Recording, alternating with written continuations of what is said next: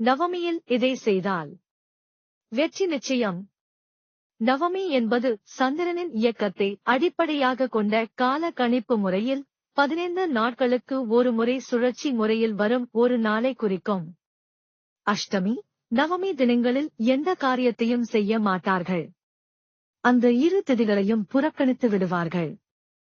இதனால் கவலையுற்ற அஷ்டமி, நவமி ஆகிய இரு திதிகளும் மகாவிஷ்ணுவிடம் சென்று தங்களின் கவலையை கூறினார்கள்.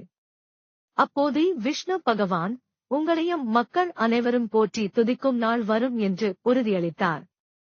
அதன்படியே வாசுதேவர் தேவகி ஆகியோருக்கு மகனாக அஷ்டமி திதியில் கிருஷ்ணர் தோன்றினார்.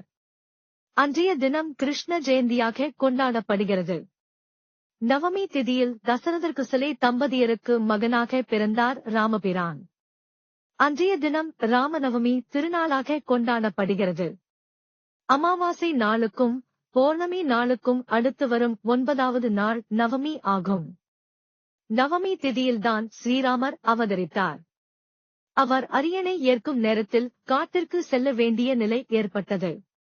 அது மட்டும் இல்லாது சீதையை பிரிந்து அவர் பட்ட துயரங்கள் எல்லாம் நவமி திதியில் அவர் பிறந்ததுதான் காரணம். எனவே நவமி திதியில் நல்ல காரியங்கள் தொடங்கப்படுவதில்லை. ஆனால் நவமி திதி தெய்வீக காரியங்களுக்கு ஏற்ற நாளாகும். பொதுவாக அஷ்டமி, நவமி நாட்களில் செய்யும் காரியம் இழுபறியாக இருக்கும். அஷ்டமி, நவமி திதிகள் எதிர்மறையான எண்ணங்களை தோற்றுவிக்கும்.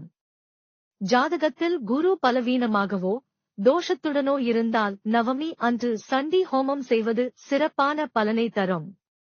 நவமியில் தெய்வங்களுக்கு உயிர் பலி கொடுத்தல், காவல் தெய்வ வழிபாடு, எல்லை தெய்வ வழிபாடு போன்றவற்றை செய்யலாம்.